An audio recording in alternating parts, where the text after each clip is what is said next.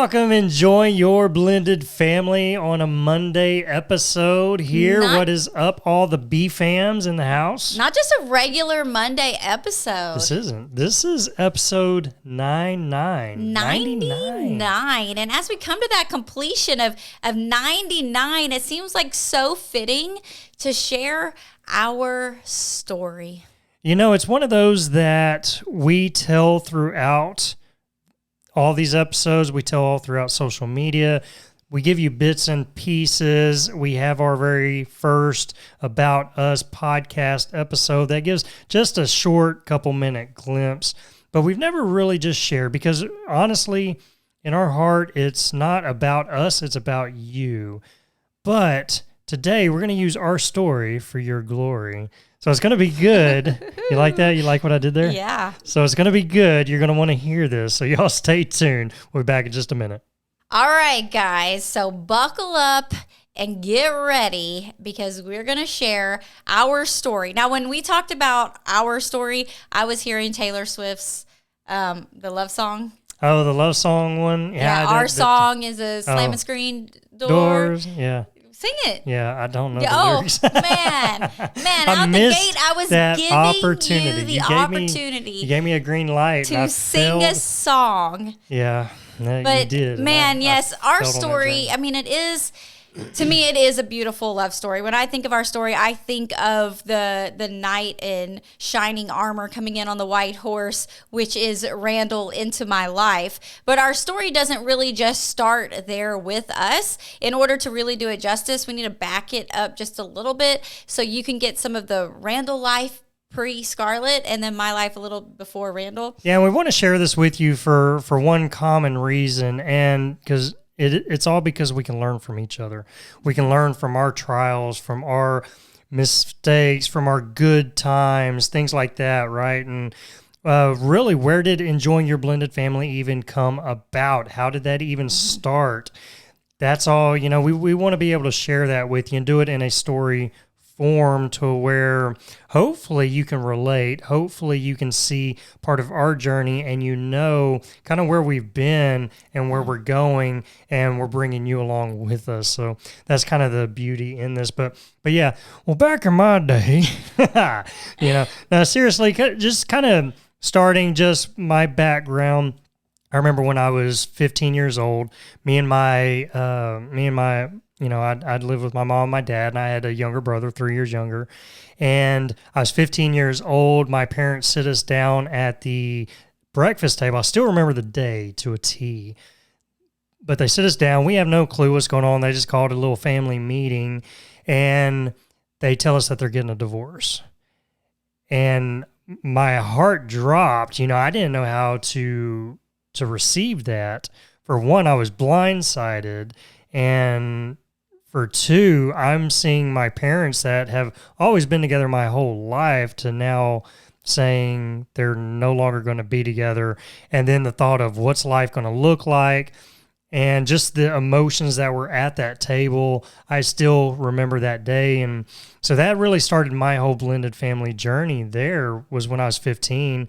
And I didn't realize how much it affected me until later in life, but through my teen years and even young adulthood, still really trying to manage that and what that looked like. And so they ended up divorcing, and my mom remarried, and then all of a sudden I had 3 stepbrothers and 1 stepsister that just came into my life, and they were all young, they're around mid-teenage, preteen. So trying to navigate through all that and what that looked like. Then later on, my dad remarries, and they have a child. So now me and my sister, we're 16, 17 years apart. So how do you navigate all that whenever I'm starting to enter into somewhat adulthood, right? Yeah. And so, all these things just kind of get mixed into my past, and all that kind of led into me really starting to rebel, things like that, playing both sides and really trying to navigate through that. Well, I ended up later on meeting somebody. We got married at a young age. I was 19. She was 16, 17 is whenever we met. We dated for a few years, and then we got married. Very young age, I had Riley, my daughter, at 21. And a year after that is whenever things just fell apart in my marriage, and she wanted to leave. She wanted to separate, and just all this stuff led into a big divorce eventually. And that took 2 years just because there was a lot of complications with the divorce. I was in another state because we had moved to a state where she was. We had met here where me and my family are here in Texas, but that was just kind of it. I was up there all alone. We're divorced. I had a 1-year-old baby, we're divorcing, and I was just in a mess. I remember crying out to God one night going mid-divorce, not knowing if, who was going to get custody of my daughter, and, just really crying out to God. And that was kind of the turn of my faith. I'd always believed in God and everything, but that was the point where I'm cried out and said, God, just do what's best for my daughter.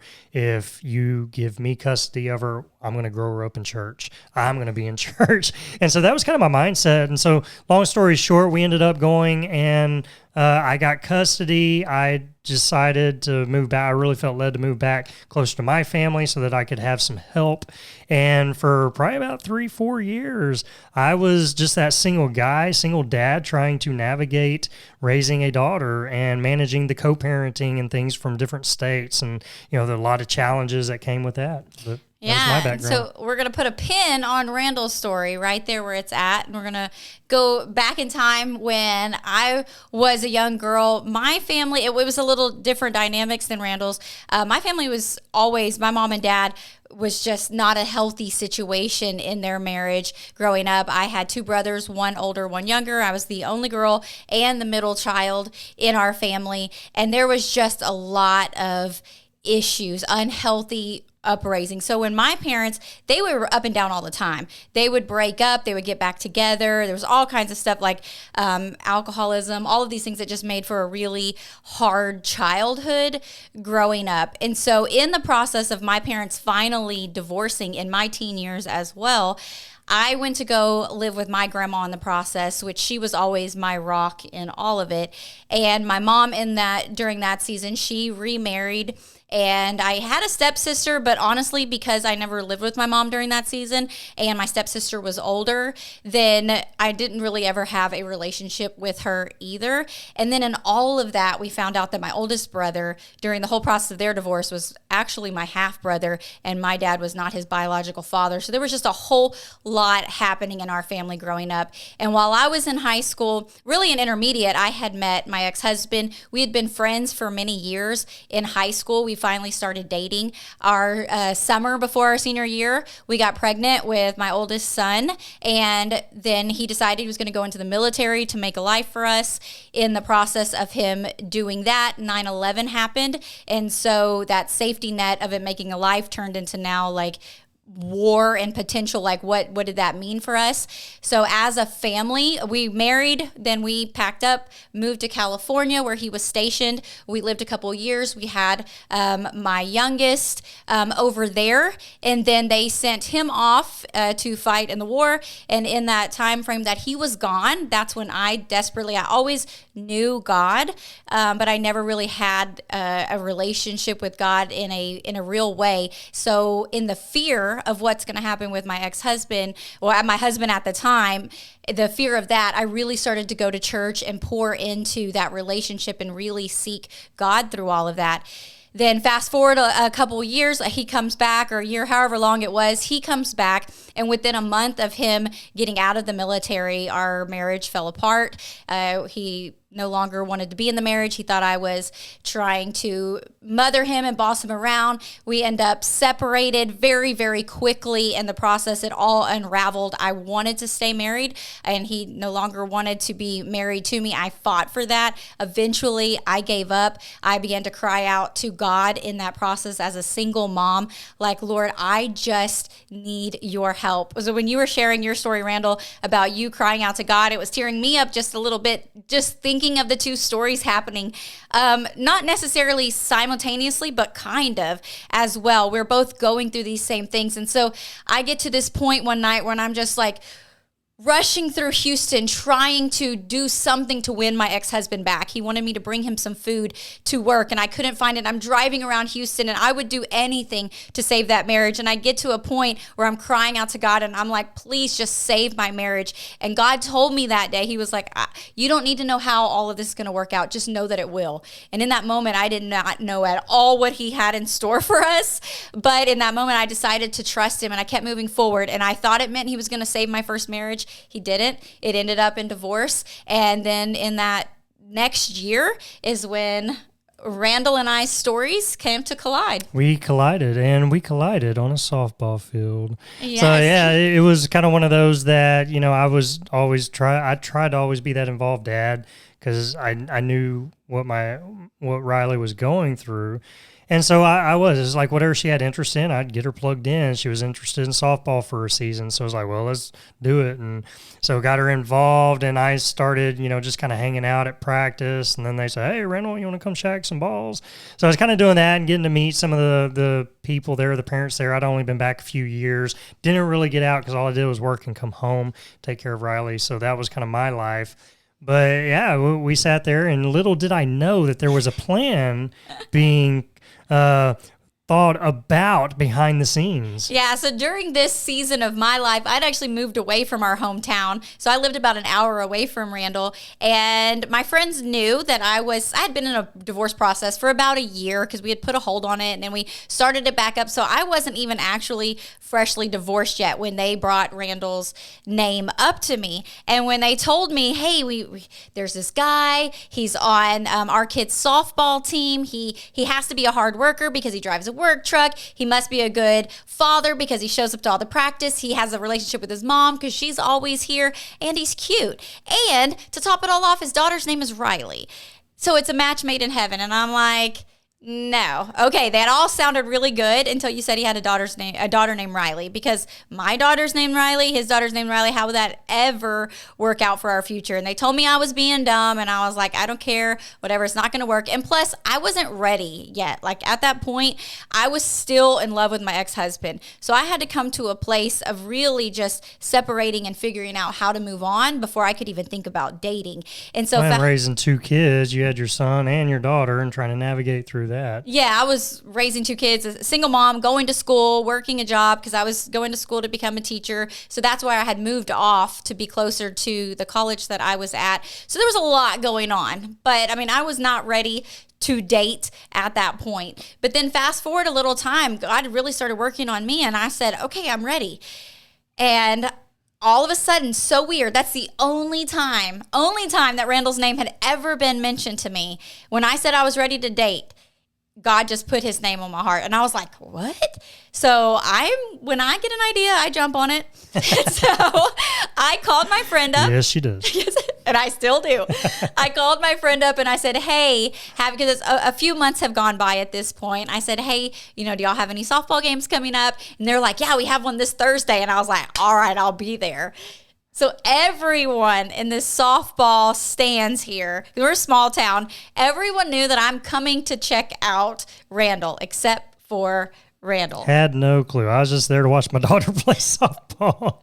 The funny thing, too, when I think about these days, I had made a list after I got ready to date of, like, how I was going to become sexy. So I had been really, working out. I had dyed my hair. It was, dark, but with these huge, chunky, blonde highlights. I was getting a tan. I was really working on this, trying to prepare myself physically for this moment, and not just to meet him, but in general. I had my list of these are my 10 requirements for my future spouse, because if I was going to date, I was dating for marriage, because I had 2 kids and stuff. And so I show up, I drive that hour to come, we sit in the stands, I look at him, it doesn't take long to decide that, okay, he looks like a winner, let's meet. I let my friends know, they conjure up a little meeting afterwards. Yeah, and so they present me, they're like, hey, Randall, there's this a friend of ours, a girl that we'd like to introduce you to, are you good with that? And I was like, yeah, sure. So yeah, they introduced us, and we, behind the stands, game was over. We started talking, and it just happened so fast, but we kind of connected and everything. But I had, this is me and my responsibility. I had signed up to work the concession stand, so I had to end our conversation, and I'm like, hey, I'd love to talk to you more, but I got to be there at that concession stand to work it. Can I get your phone number? Me being smooth, right? Mm-hmm. So back then, I busted out my flip phone because that's what we had. And flip phones were cool at one time. Yeah. So I busted out the flip phone and I put her number in. And if you remember any of the flip phone days, I closed it, put it in my pocket, and, we said bye and off we went. Well, I didn't save it because then you had to hit that dang save button and I didn't do it. So, yeah, it was a couple days later that I'm like, I didn't have her number and it was weighing on me. I'm like, I need to call her. I want to call her. Meanwhile, I'm sitting at home in my apartment, just like twiddling my thumbs. My friends keep checking in with me. I'm like, nope. He has not called. So I finally called one of her friends because I had their numbers because they were the coaches. And I had asked the coach's wife, I said, hey, do you by any chance have her number? I lost it. And she was, it was so funny. She goes, seriously, you lost it already?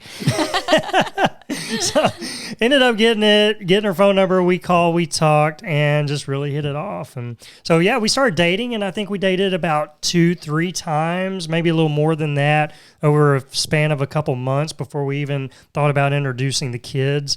Then we did that. We had one magical moment the first time that we met the kids together. That she brings her two over, and I had my daughter, and her son, our son now, threw up on my couch.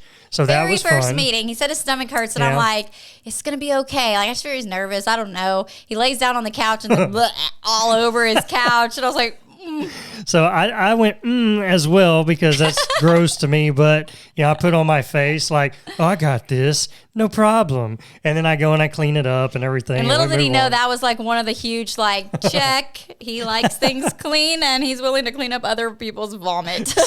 Yeah. So that's kind of how it started, and then it ended with a putt mishap. We took our family to go putt, and my daughter ended up coming back too far with the putter, and her daughter ended up standing too close. And so you kind of know where that went with the old noggin. And their age range, like his daughter Riley is around 7 at this point, and Devin is 6, and little Riley is 3, just to give you a little perspective there. Yeah, so they were younger whenever we came together, but, we continued dating and continued talking and doing things together as just a couple and trying to figure that out, what that looked like. And then one day I win, this has been like a year later that we were dating, and I win some tickets to Taylor Swift. Now she was just up and coming. Tim McGraw had just come out, and it was the radio station giving it away, a country radio station at that time.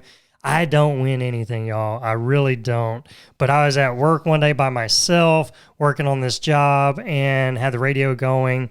I thought, what the heck? Why not try? Call. They said, you're the winner. I got to hear myself on air, and I'm like, oh, my God. And so now I have to decide. I only got 2 tickets to this Taylor Swift. And this was like a private, up close and personal. It was a small room with maybe about 50 of us, maybe less than that in the room, 30 to 50. And who do I take? Do I take my daughter or do I take Scarlett? And I'm like, oh, man. And I was a huge Taylor Swift fan. Huge. Yeah, so that was a big thing. But ended up taking Scarlett, and that was the same day that I proposed. We had been dating about a year, right at a year at that point. Yeah, she said yes, and there it was. It was just an amazing thing. That was March, because it was St. Patty's Day of 2008. Yep, because then we married. Then we married August 2008 because you wanted to make sure, because you were teaching that year, and you want to make sure your last name was Tandy, my name, before. That way you didn't confuse the kids. So we rushed to make sure that happened, and we married because it was like my first school year started. Going into teaching. I don't know these things, but I didn't want to be my last name, my ex-husband's last name, because once you start, people just get used to calling you something. So I was afraid if I went in like that, it would stick, and I did not want that. And so I was very adamant about getting married. We had an outdoor reception in Texas in August. Outside in August. It was so hot. Miserable. They told me I was wrong for doing that, and I will admit that now, almost 14 years. 14 years coming this married. August. Yeah, this August. So, actually, when this is coming out, we're going to be almost celebrating our 14th year anniversary. But, really leading into that, kind of, summing up the story in a sense, but we had a lot of good times. We were very involved in our kids' life. We raised them up in church.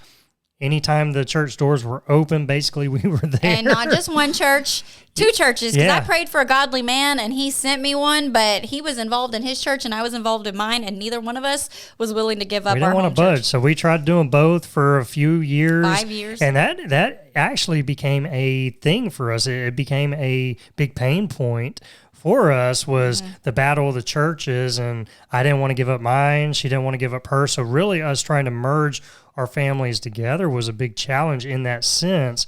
And then merging parenting styles. We both parented differently. And so we had a lot of conflict up at first. Our schedules were always busy, but we had a lot of good times. I don't want to paint the picture as, it was all bad, but no, we had a lot of great times. Yeah. I mean, there were so many. You were a teacher, so you were off during the summer. You always did fun things with the kids, so creative and coming up with new ideas for y'all all just to go have fun while somebody had to work the whole time. He was very bitter about that. Yeah.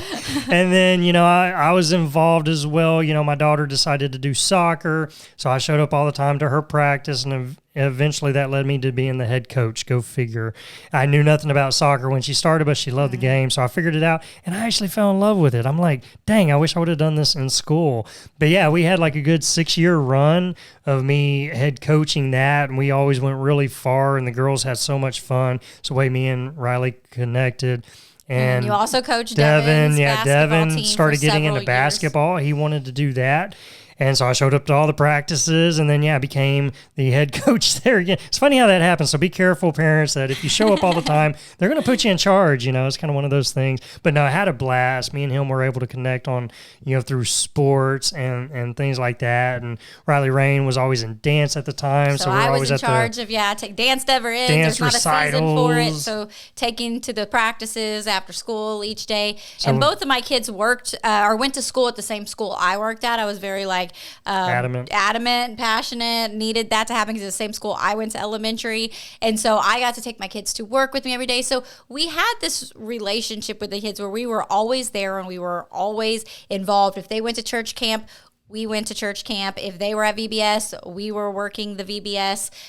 Basically, our holidays and our summers and all of that revolved around us being involved in the church and what our kids were doing in that time. Yeah, so it really led to a lot of busy seasons for us. We really overpacked our schedules a lot. And we would lose some of that family time because we're always running and going. And it always seemed the fall was the busiest, that me and Scarlett weren't spending enough time together. And we put our marriage on the back burner, and we started feeling it to where we would really get in just disagreements about things. And, we lead that up to our big 2012 fight. But that was a breaking point for us that almost led us to divorce. Because we were just really seeing, we had differences of opinions in parenting styles and the way that we were relating with each other and our kids and moving forward. So that was just a hard reflecting moment for us. And then on top of that, we had high conflict co-parenting on both sides. That, my ex, she tried to take me back to court for custody, and that did not go through. And there was just a lot of static there because we had differences. We had different beliefs and morals and things that we did in each other's homes that we just disagreed with. And that kind of put Riley in the middle of a lot of things.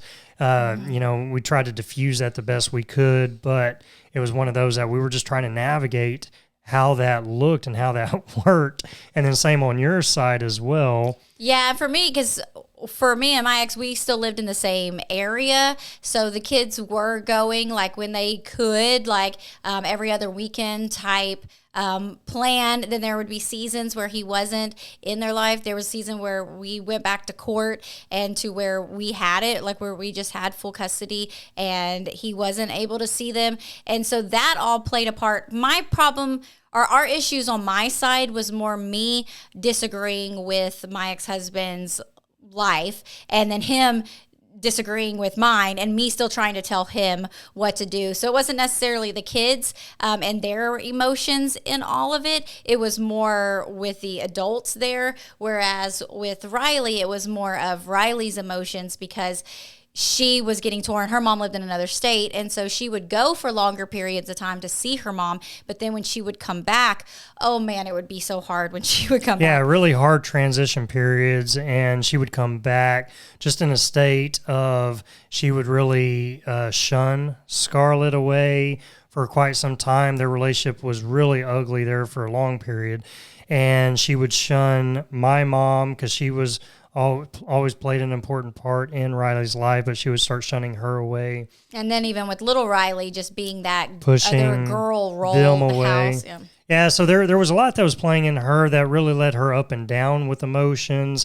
And then, kind of we were navigating all that along with our busyness and along with our connections. And, so there was just a lot of stuff going on that we were just trying to navigate through, not necessarily knowing how.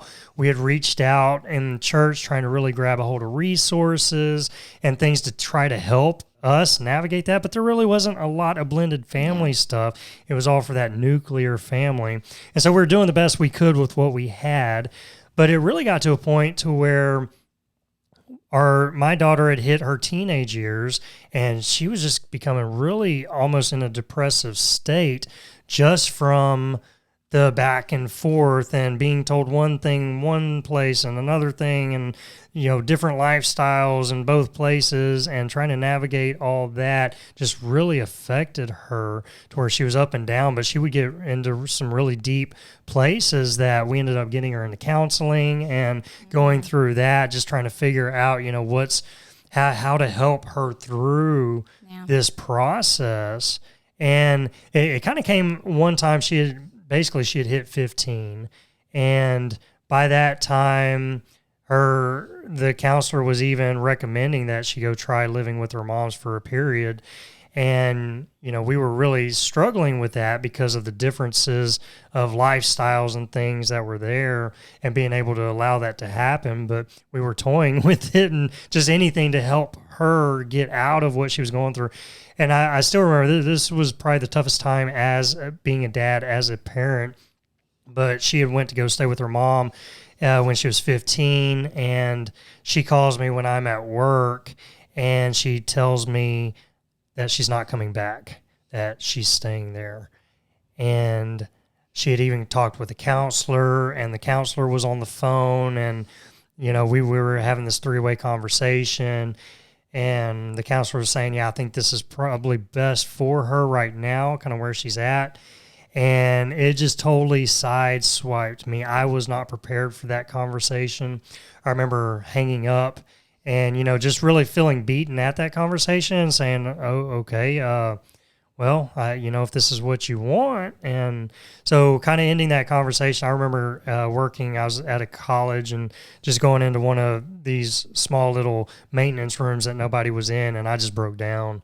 I remember just breaking down in tears, falling on the floor, just crying. And, it hurt me so bad as a parent to be able to let her go into really the unknown, not knowing if she was going to be safe, and just knowing, the differences that, we had in homes and things of that. And it was devastating.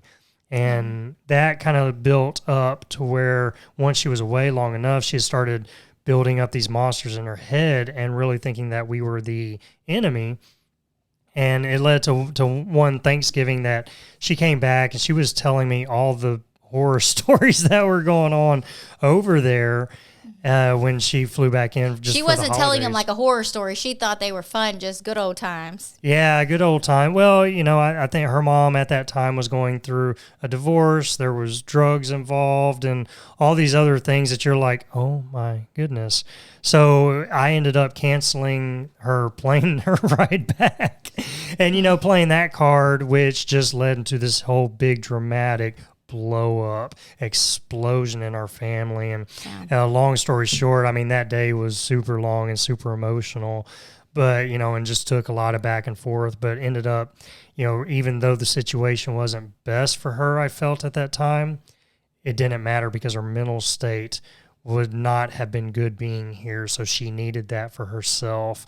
So, just from that whole thing, she, that really wrecked our relationship at that time to where, I didn't hear from her for many years.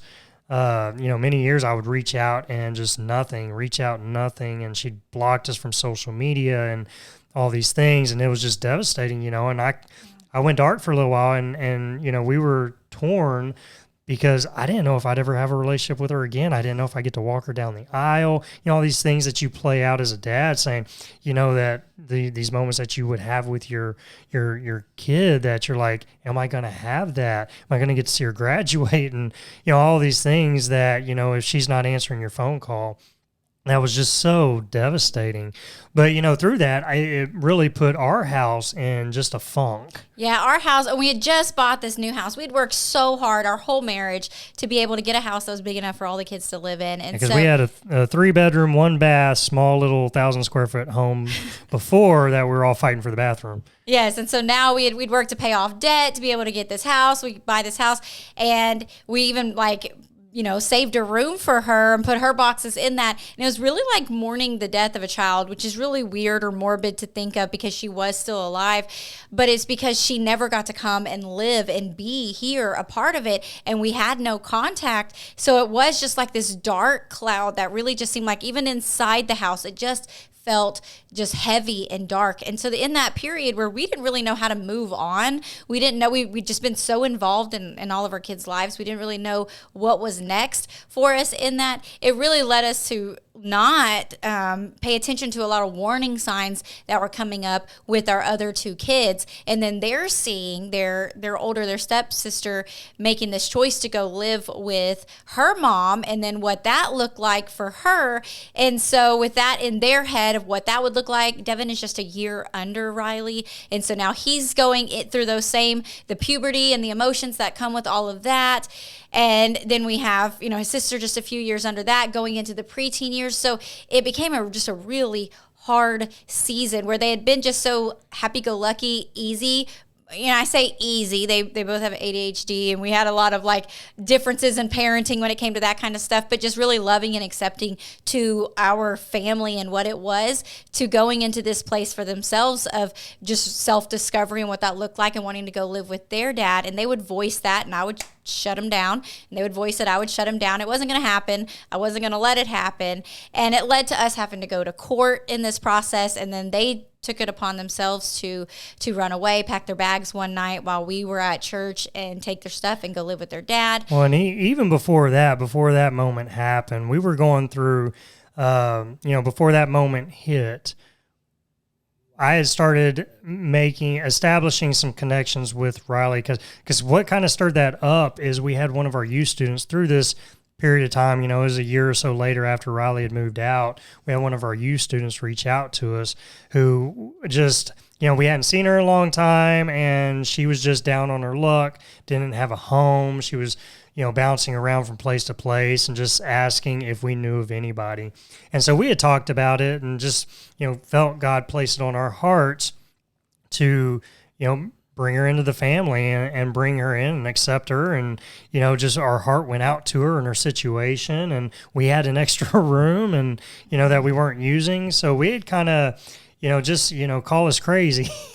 At that time, looking back, it's like, man, what were we thinking? But it was a blessing. It really was at that time, because that ended up initially, whenever we let her in, we brought her in, that, my daughter started seeing on social media some things to where she thought we were replacing her. But that all led into open doors that I could start reaching out. So that actually caused me to be like, I never want my daughter to feel that way. I don't want her to feel like I never want a relationship with her. So, I really let God minister to me on that, to where it's like, I've got to be consistent. I need to call her. So I put it on my phone once a week. I was calling her a certain time every week. And so I started reaching out, and at first she wouldn't accept my calls. And then I'd keep reaching out. And finally, we'd start answering the phone. She'd start answering the phone, and we'd have small talk. And then we kept doing it. Consistency, just saying, I never want her to feel that way. So I got really intentional on that and just made it a point to establish that connection. So much that she would start saying, okay, yeah, I want to come visit. And so we would buy plane tickets, and she would, we'd get all excited because she's coming down. We buy her favorite foods and all of this. And she never made it to the airport. She'd work herself up sick. And she's sorry, I can't make it. And we did that a few times, and we were just really defeated from that. Yeah, I remember I was just sitting on the side of the bed when she sent the text, and we're trying to we want to talk to her over the phone so he can comfort her in that moment, but she won't even want to answer the phone because she's afraid of what he's going to say type thing. And she's saying she's physically sick and she can't. And I just remember us sitting on the floor next to our bed and just crying and praying, come on, God, you threw us a bone. We were so excited. The fridge is full. We're so ready for this. And then to get the call or the text saying it's not going to happen. So that happened for probably a year or so. We're just really conversating, trying to build that relationship up, trying to, get her to come down. We go through that cycle. And finally, I remember this one time, I just, it was a God thing. It's placed on my heart, go get her. We were going to go to my dad's for a long weekend. It was like a holiday or something special. And it's like, Riley, you want to join us? And she's like, yeah. And it was like, you know what? What if I come get you? That way you don't have to do the whole scary thing of planes and try to go through all that. Would you be okay with that? And she was like, yeah, that sounds good. And so I'm like, door open. Let's do this. So here I am. Access granted. That's what access granted. Well, Riley had already, from her mom's, things had gotten to a point to where she knew that wasn't the place for her. So she went to another state over and was staying with her grandmother. So I went and drove 10 hours to go meet Riley there, grab her, and then drive another I think it was 10 or 12 hours back, in one day. But, I was like, hey, I'll do whatever it takes. So I went there 10 hours to go meet her. Hadn't seen her in, probably 2 years, more longer than that maybe. And whenever I got out of that car and she saw me and I saw her, we just went and we embraced. And, I just remember it was one of those long hugs. It still brings me chills thinking about it, tears to my eyes, because that moment was so precious. That was an amazing moment. That was a turnaround moment for us. And on the ride back, we had the best conversation. We didn't stop talking to each other. It was one of those. But through those actions, through that intentionality is what caused things to start breaking down so much that she wanted to move back. And so she did. So she moves back. But at that time is when we were struggling with Riley Rain. We call her youngest one Riley Rain. I tried to call that. Riley Rain and Devin, they were already on the outs. They were really pushing the envelope and I don't want to be here. Those 2 seasons pretty much happened simultaneously. So he was establishing this relationship with Riley. We saw her for the first time. And then the kids are also in this process of running away and us trying to take my ex back to court. Just really, we didn't really care to take him back to court. It was a scare tactic just to try to get him to back off in our heads. And so in this process, they would run away. We would try to get the police involved, try to get the courts involved. And it was just, we felt so hopeless that I couldn't find anybody to back me in this situation to be able to get them to come back into the house, to the point we had to hire an amicus lawyer, which is someone that's the kids' lawyer, and that they had to say what was in the best interest of the kids. The amicus wanted us to do a trial where they did 1 week off and 1 week on during the summertime, since it was more flexible schedule.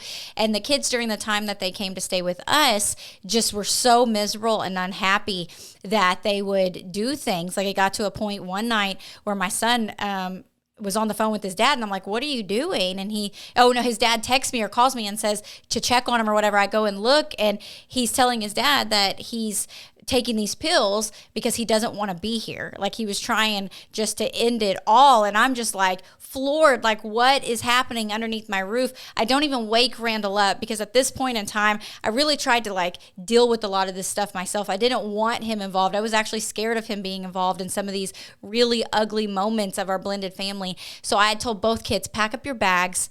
I'm taking you to your grandma's.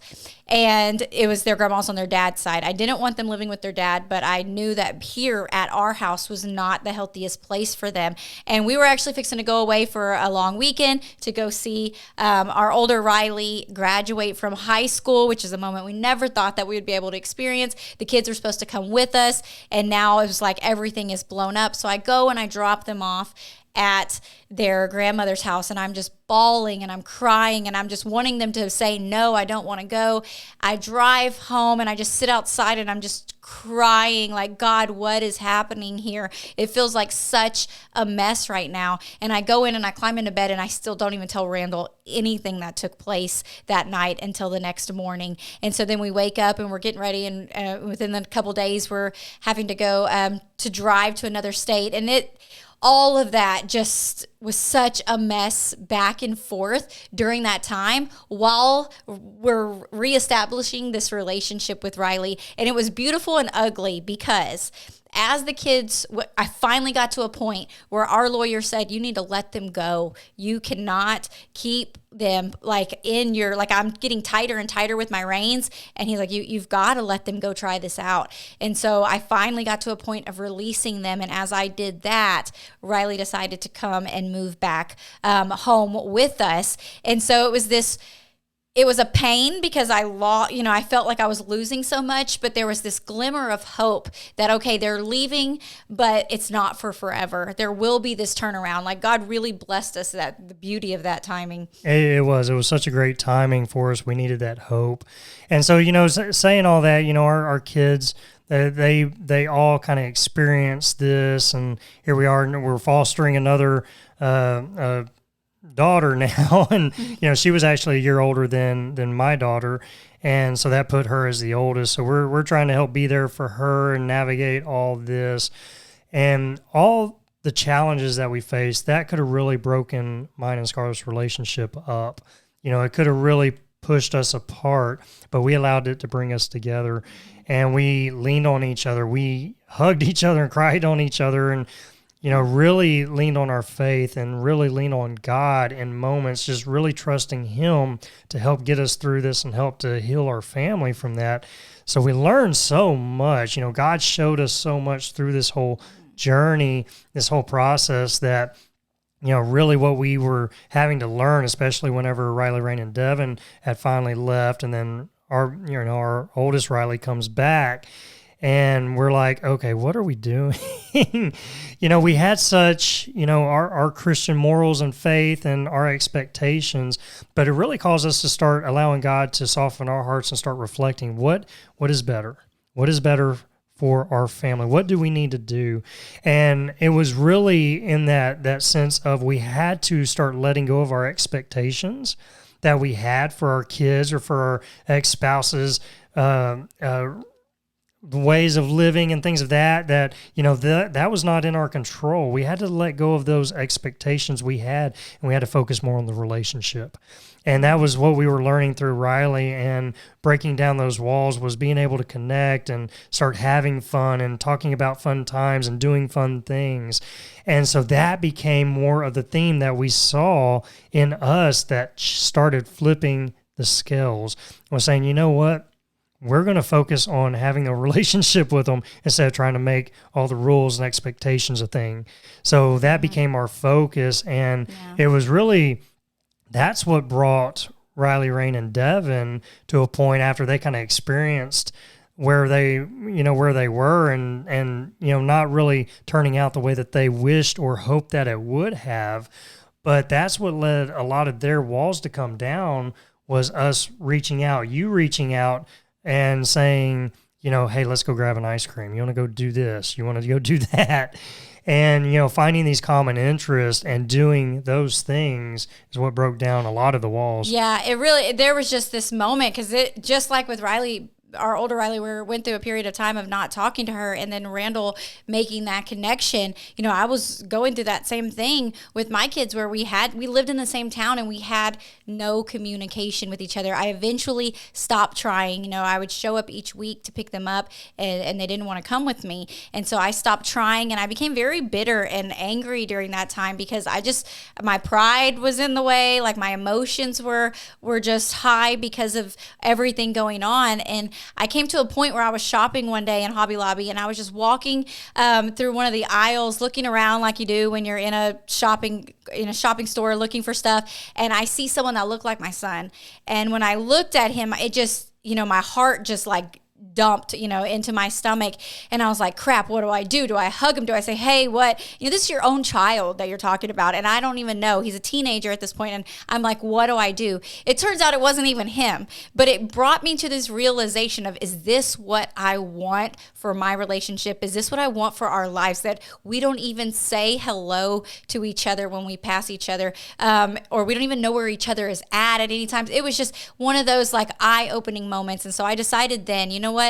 This isn't what I want. And I don't care if whatever my kids do that I disagree with, whatever my morals that or my rules that we've put in our house, that this is what should be, this is the expectation.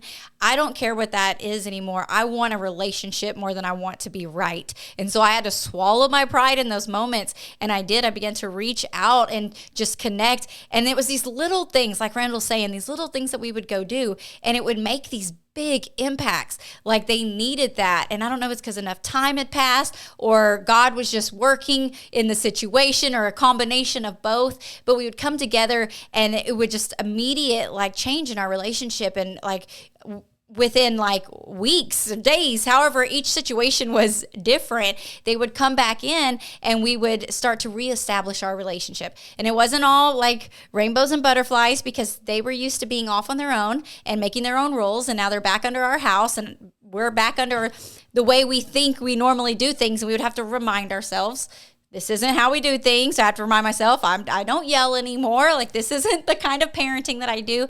And there was some back and forth. It really wasn't just like the doors open and now everybody's happily ever after.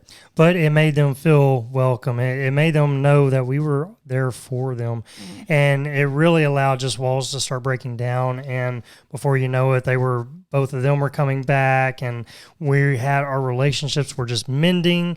Things were getting, just getting better. We saw so much whenever we were able to release our expectations and focus on relationship, start creating fun opportunities. And these aren't big, these were just little things that, hey, let's go do this together. Let's go thrifting together. Let's go eat over here together. Let's go do this or that. And, those focusing more on the fun, focusing more on enjoyment and enjoying each other's company, and not letting the problems divide us, but just setting them aside, knowing that, we don't agree with everything you're doing or you're thinking or you're saying or whatnot.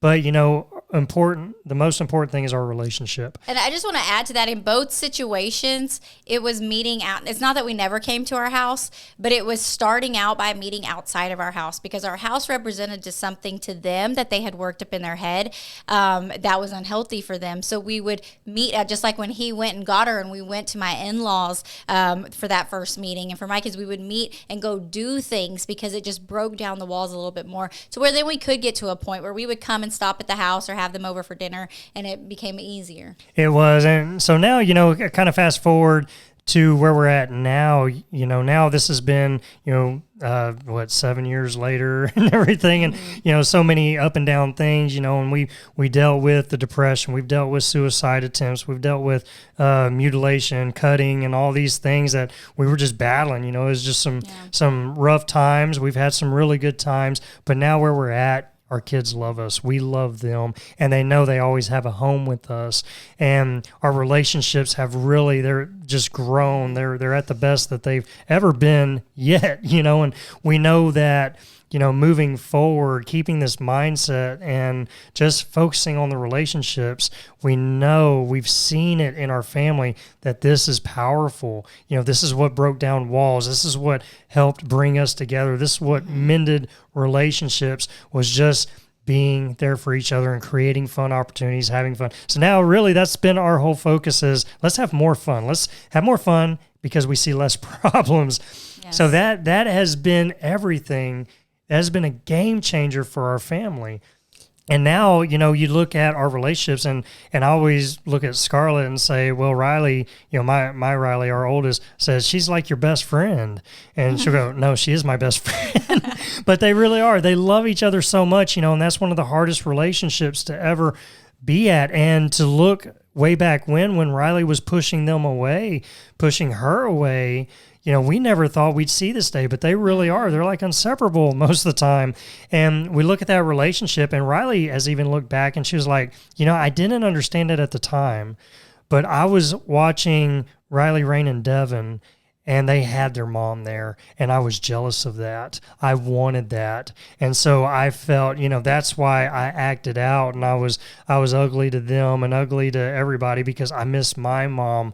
And she said, I didn't even realize that. I'm just now realizing that. You know, now she's in her, you know, early 20s, and all this is kind of coming up, and we're looking back going, that makes so much sense. You know, man, if we had only thought about that, we could have handled things so much better at that time and maybe sped up this process so much more. So it was like all these things that we went through and learned so much and gained so much knowledge, experience. And now where we're at with our relationships with our kids and our family, we love it. And we love watching them now in their young adult years and starting families of their own and doing things. It's like, you know, it's amazing, but it took intentionality. It took focus. It took getting out of ourselves, lowering some of the unrealistic expectations and choosing relationship over some of the other things that really aren't that important. They don't need to be that important. Starting to have more fun in your family, because when you do create more fun opportunities, it brings you all together. We've seen it time and time and time again. And so that's why we're so passionate. You know, and really whenever we had hit a transition in our careers, we had transitioned from full-time careers into ministry. We were called into ministry in 2019, and we did that for a season until finally we felt at the end of really 2020 is when our God just placed it heavy on our hearts that there was a new season for us. There was something different, something that he wanted us to do. And so we were really seeking that, just not knowing and confused. And so really searching his heart. And he was like, what y'all been through, I've been setting y'all up to be able to share your experience, to be able to share your knowledge, your wisdom, everything that I've taught you, everything that you've learned from everybody else, everything that you've learned from your experience. Others need this. Others need to hear this. Others need to know that they're not alone. Others need to know that, you know, some of these wisdom moments, these things that you've been through, others need this information because there's so many broken, blended families out there. And there's so many hurting families out there that they need this. And so really that's what spawned the idea.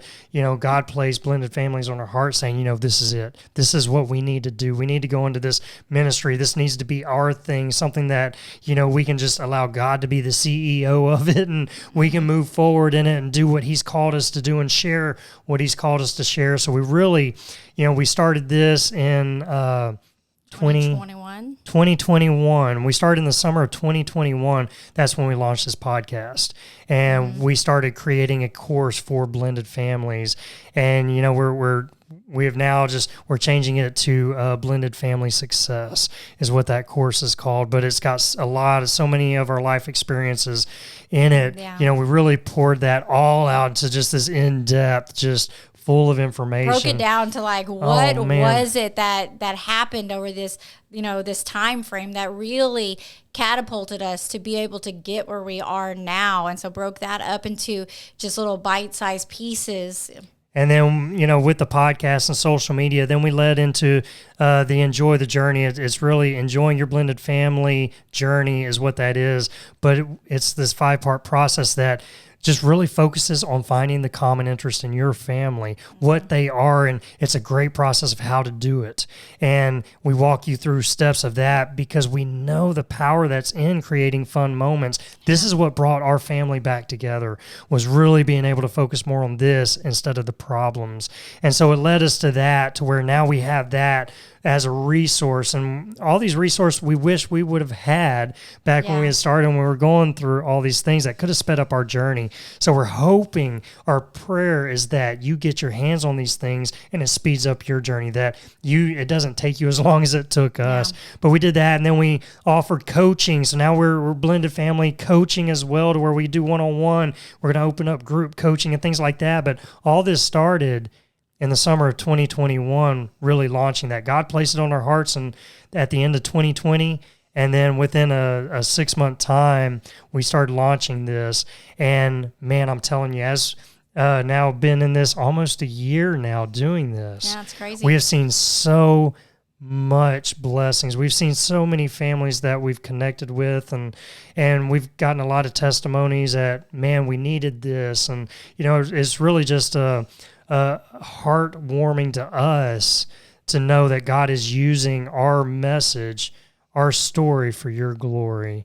And we're so honored to be able to do this and to be able to share this with you. And this is just the start. We know God's going to take this to so many other places. And I always like to say that, like, God doesn't, he's not going to just bless us and take us out of the mess that we were in and take it to the place it is now. If he did it for us, he's going to do it for your family too. And so we're here to help and guide and share resources and all of these things to make it happen. But ultimately, God is there as that rock that's going to bring that hope for you and your family, so that you can stand there and say this same thing that we're saying now. Yeah, so good. And like we said, normally we don't do a podcast that just kind of shares, this much of our story, but we really felt it on our heart for the 99th episode. I mean, we're at fixing to be 100 episodes on Friday. But, Friday, we keep it fun. It's a fun Friday, and we got a really good one. We're so excited about that one. It's going to be so fun. But we felt like on Monday for the Hot Topics, just really being able to go into depth. That way you can hear our story, and I'm sure out of a lot of it you relate. And, we didn't even tell every intricate part of it. We could have been here for days, really going through everything. But, if you continue following us and you continue working with us and getting our guides and getting our courses and things like that, this is what you're going to get. We have come to this table saying, we just want to be real. We want to be authentic.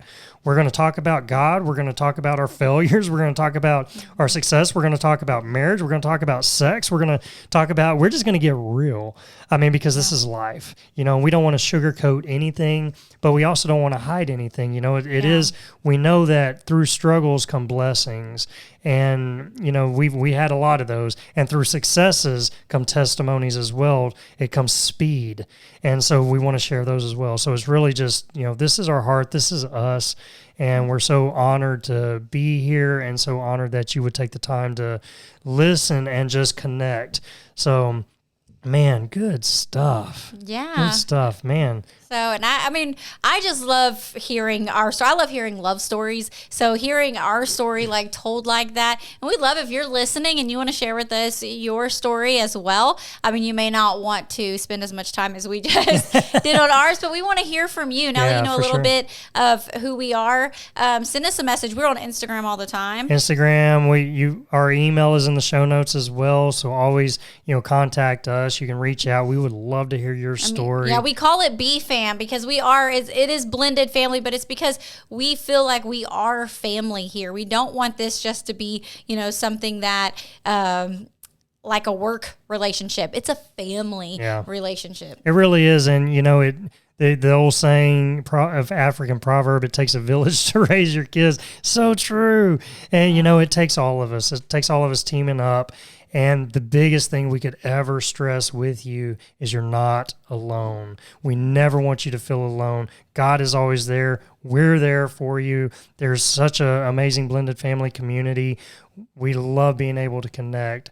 And so really I hope this has been such a blessing for you to be able to kind of hear us and hear our hearts. You may have been saying, I've been listening to these guys for a while, but really don't know everything, and of course that's not everything. Like I said, we could be here for days, but that was hitting enough of the high points of where we're at. And low.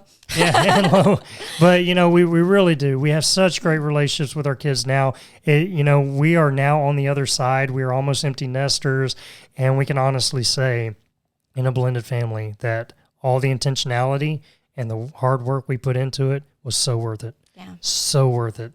And I love now, a lot of our kids, they're recognizing a lot of that hard work now, and they're appreciative. They know, they see it now. They couldn't see it when they were a kid. How could they, right? So, but now they're starting to recognize that, and it is so worth it. Yeah. But man, so that is our story. We're going to go ahead and wrap up. But yeah, if you are interested and want any of those courses, we've got the one that just is so in depth, and then we got the fun one that really helps bring that fun where you can focus more on having fun, seeing less problems. Those are available. The coaching is there available. All those we'll put in the show notes. That way, if that's you and you're like, no, I need this, I'm telling you, it's going to be a blessing. I'm telling you, you're going to get so much out of it. It is there for you. And man, just such good. We poured our hearts into it because we know it'll help. So listen, we love you guys. Thank you for hearing this, and we will continue seeing you. Remember, share your story. We do want to hear that. Yeah. And then connect with us on social media as well. So that's where we hang out a lot, and we just continue giving nuggets. We continue laughing and connecting and stuff like that. So good stuff. Love you guys. All right. So we'll talk to you later. Bye. Thanks for joining us today. We hope this episode has been a blessing and encouraged your family journey. Make sure you stay connected with us and join our weekly Blended Family newsletter. We send an email out every Friday morning full of support and encouragement. And when you join, we also want to give you a free gift. So go get yours today. The link is in the show notes below. Have an amazing day. Remember to enjoy the journey with your blended family, and we'll see you on the next episode.